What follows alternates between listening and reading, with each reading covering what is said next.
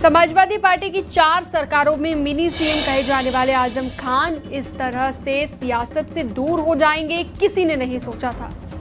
पत्नी तंजीम फातिमा के बयान के भी कई मायने निकाले जा रहे हैं। सवाल है कि समाजवादी पार्टी ने अब आजम खान से किनारा कर लिया है। देखिए हमारी रिपोर्ट।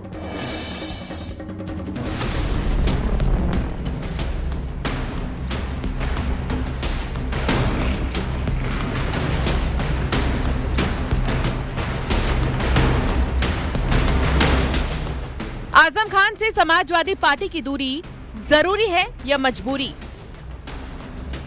ये सवाल इसीलिए क्योंकि आजम खान के मुद्दे को समाजवादी पार्टी ने उतनी ताकत से नहीं उठाया जैसा उठाना चाहिए था। पार्टी ने सिर्फ पाला छूकर अपना काम कर लिया।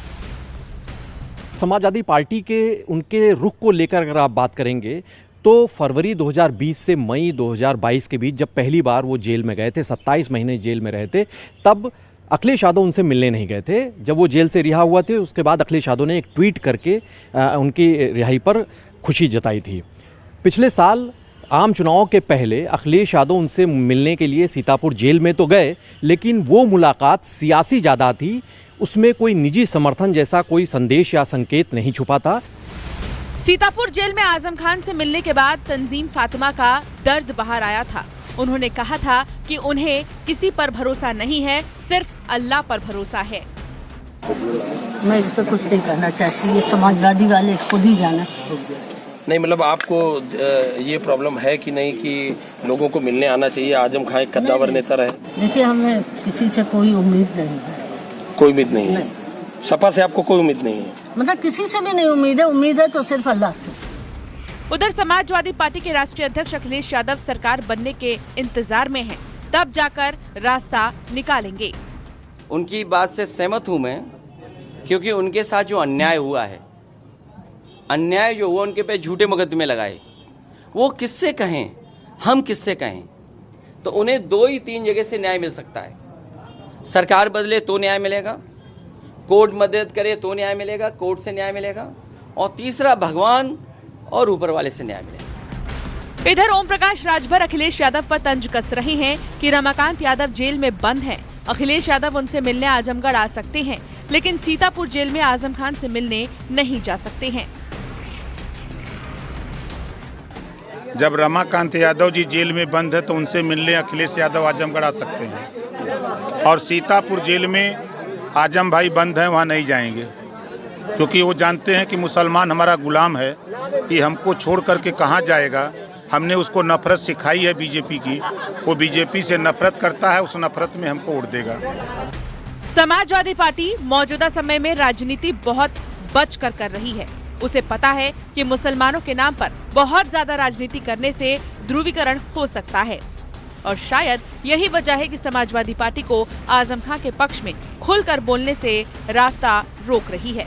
समाजवादी पार्टी लगातार दावा करती रही है कि आजम खान की लड़ाई को पार्टी लगातार और बखूबी लड़ रही है, लेकिन इस बयान के बाद अब तमाम तरह के न सिर्फ मतलब निकाले जा रहे हैं, बल्कि यह संदेश भी साफ होता नजर आ रहा है, क्या उनका विश्वास अब पार्टी की तरफ से होने वाले मदद से उठ चुका है।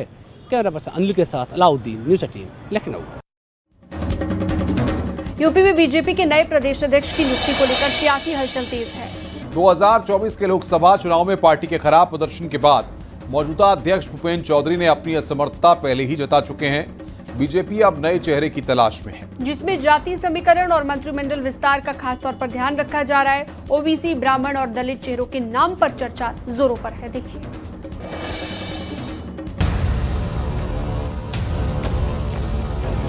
उत्तर प्रदेश में बीजेपी संगठन और सरकार में बड़े बदलाव की सुगबुगाहट तेज हो गई है। 2024 के लोकसभा चुनाव में यूपी में बीजेपी को मिली हार के बाद केंद्रीय नेतृत्व नए सिरे से रणनीति बना रहा है।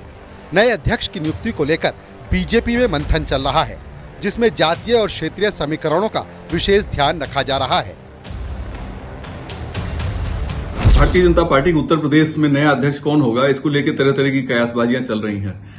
पार्टी और कार्यकर्ताओं के सामने करीब करीब यक्ष प्रश्न बन के खड़ा हो गया है कि आखिर नया अध्यक्ष होगा कौन, क्योंकि मौजूदा प्रदेश अध्यक्ष भूपेंद्र चौधरी ने पहले ही असमर्थता जताई है कि वो दूसरा कार्यकाल नहीं लेना चाहते। हालांकि उत्तराखंड में कार्यकाल रिपीट किया गया वहां के प्रदेश अध्यक्ष का, तो हो सकता है कि पार्टी इनसे रिक्वेस्ट करे। लेकिन इसके अलावा भी कई नाम हैं जो रेस में माने जा रहे हैं। इसमें लोध समुदाय से हैं, इसमें कुर्मी समुदाय से हैं, इसके अलावा भी और ओबीसी समुदाय से हैं और दलित और जनरल कास्ट से भी। सबसे ज्यादा चर्चा ओबीसी चेहरों को लेकर है। पशुपालन मंत्री धर्मपाल सिंह का नाम सबसे आगे है, जो लोधी बिरादरी से आते हैं। लोधी समुदाय यूपी की करीब 150 विधानसभा सीटों पर निर्णायक माना जाता है और बीजेपी का पारंपरिक वोट बैंक है।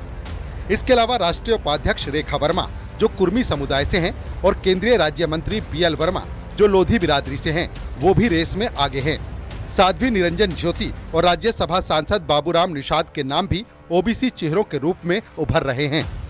यूपी भाजपा के नए प्रदेश अध्यक्ष को लेकर चर्चाएं तेज हो गई हैं। दरअसल उत्तर प्रदेश भाजपा में जल्द ही नए प्रदेश अध्यक्ष का ऐलान हो सकता है और जो नाम चर्चा में है उनमें अगर बात की जाए तो ओबीसी चेहरे के रूप में जो सबसे आगे नाम है रेस में, उसमें धर्मपाल सिंह, जो कि उत्तर प्रदेश सरकार में पशुपालन मंत्री हैं और लोधी बिरादरी से आते हैं। दरअसल ओबीसी में लोधी बिरादरी बड़ी संख्या में है और भारतीय जनता पार्टी के ओबीसी बिरादरी में लोधी ऐसा बिरादरी है जो भारतीय जनता पार्टी के पारंपरिक वोटर हैं।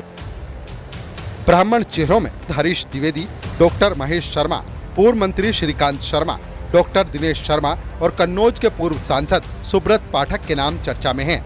वहीं दलित चेहरों में विद्यासागर सोनकर और रामशंकर कठेरिया का नाम भी सामने आ रहा है। दलित समुदाय से देखें तो सबसे ज्यादा जिन दो नामों की चर्चा होती है उसमें विद्यासागर सोनकर जी हैं और रमाशंकर कठेरिया जी हैं। इसके अलावा सामान्य जात से, खासतौर पे ब्राह्मण कम्युनिटी से कई नाम उसमें चर्चा में चलते रहते हैं। लेकिन होगा कौन? मुझे लगता है कि पार्टी एक ऐसा ट्रिपल पावर अध्यक्ष ढूंढ रही है जो संगठन को अच्छे ढंग से संचालित कर सके, कार्यकर्ताओं में उत्साह पैदा कर सके और जोश भर सके। बीजेपी के केंद्रीय नेतृत्व ने यूपी में नए अध्यक्ष के चयन और मंत्रिमंडल विस्तार को लेकर कई दौर की बैठकें की हैं। पार्टी सूत्रों के मुताबिक 2027 के विधानसभा चुनाव को ध्यान में रखते हुए जातीय समीकरणों का संतुलन बनाना जरूरी है। इन तमाम नामों को लेकर चर्चाएं तेज हैं। अब ऐसे में केंद्रीय नेतृत्व ने नामों का पैनल तैयार कर लिया है। जल्द ही उत्तर प्रदेश भाजपा के प्रदेश अध्यक्ष चयन की प्रक्रिया भी आगे बढ़ जाएगी। कैमरामैन मनोज शाही के साथ संकेत मिश्रा, न्यूज़ 18 लखनऊ। यूपी को आज पहला आयुष विश्वविद्यालय मिला है। राष्ट्रपति द्रौपदी मुर्मू ने गोरखपुर में महायोगी गुरु गोरखनाथ आयुष यूनिवर्सिटी का लोकार्पण किया।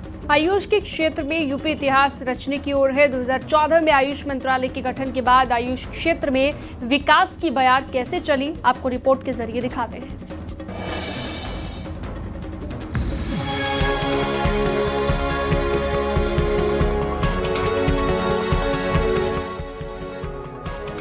राष्ट्रपति द्रौपदी मुर्मू ने गोरखपुर में महायोगी गुरु गोरखनाथ आयुष यूनिवर्सिटी का लोकार्पण किया। साथ ही राष्ट्रपति ने यूनिवर्सिटी परिसर में अकादमिक भवन, ऑडिटोरियम, पंचकर्म केंद्र का लोकार्पण और गर्ल्स हॉस्टल का शिलान्यास किया। इस दौरान सीएम योगी भी मौजूद रहे। आयुष विश्वविद्यालय के परिसर में राष्ट्रपति ने पौधारोपण किया। विद्यालय के परिसर में लगी पेंटिंग को भी देखा। इसके बाद राष्ट्रपति द्रौपदी मुर्मू, राज्यपाल आनंदी पटेल और सीएम योगी विद्यालय के मॉडल को देखने पहुंचे। आयुष विश्वविद्यालय में क्या कहां बनाया गया है, ये सब मॉडल के रूप में दिखाया गया। मंच पर जब राष्ट्रपति द्रौपदी मुर्मू पहुंची तो तालियों की गड़गड़ाहट गूंज उठी। सीएम योगी ने राष्ट्रपति को मंच पर सम्मानित किया। इस दौरान सीएम योगी ने बड़ा ऐलान किया और कहा कि सरकार ने तय किया है कि जहां आयुष पद्धति का अभी कोई महाविद्यालय नहीं है, उन मंडलों में भी एक एक कॉलेज स्थापित करेंगे। हर जिले में आरोग्यता के लिए एक हेल्थ एंड वेलनेस सेंटर बनेगा जो कम से कम 100 बेड्स का होगा। यह विश्वविद्यालय एक निर्णायक भूमिका का निर्वहन करेगा। प्रदेश के अंदर अभी हमारे 6 ऐसे कमिश्नरी हैं जहां पर आयुष पद्धति का कोई महाविद्यालय नहीं, और सरकार ने तय किया है कि हम उन मंडलों में भी एक एक आयुष पद्धति का कॉलेज स्थापित करेंगे। इस दौरान सीएम योगी ने पीएम मोदी को सराहा और कहा कि जो 2014 से पहले नहीं मिला तो 2014 के बाद मिला है। पीएम मोदी ने आयुष मंत्रालय के रूप में देश को एक मंत्र दिया है। वहीं राष्ट्रपति द्रौपदी मुर्मू ने सीएम योगी की तारीफ की और कहा कि पिछले कुछ सालों में गोरखपुर का विकास हुआ है। इस विश्वविद्यालय का उद्घाटन करके बहुत खुश हूँ। राष्ट्रपति ने कहा कि मुख्यमंत्री योगी अथक परिश्रम कर रहे हैं। अब तक नहीं सकते, दिन रात आपको परिश्रम करना पड़ेगा। आपको निद्राजीत बनना है। योगी आदित्यनाथ आदरणीय मुख्यमंत्री जैसी एक जोगी लोग कहते हैं, नहीं, निद्रा को जय करने के लिए आपको और अपने को सशक्त बनाने के लिए, फिजिकली और मेंटली सशक्त बनाने के लिए आपको योग करना। सीएम योगी आदित्यनाथ के विजन से धरातल पर उतरे इस विश्वविद्यालय का शिलान्यास 28 अगस्त 2021 को पूर्व राष्ट्रपति रामनाथ कोविंद ने किया था, जबकि लोकार्पण राष्ट्रपति द्रौपदी मुर्मू ने किया है। उत्तर प्रदेश का पहला आयुष विश्वविद्यालय शिक्षा का केंद्र ही नहीं बनेगा, बल्कि इसके जरिए रोजगार के नए द्वार भी खुलने जा रहे हैं। Bureau report, news 18, UP Uttarakhand.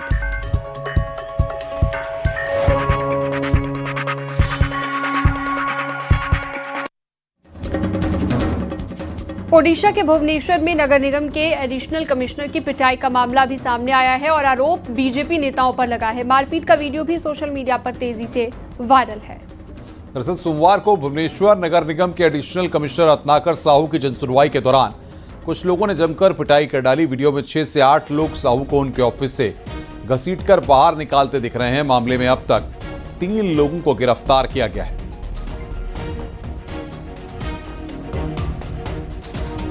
तो नगर निगम के ऑफिस में घुसकर यहां पर पिटाई की गई। ये तस्वीर इस वक्त हम आपको दिखा रहे हैं। आईएएस अफसर की जमकर पिटाई की गई।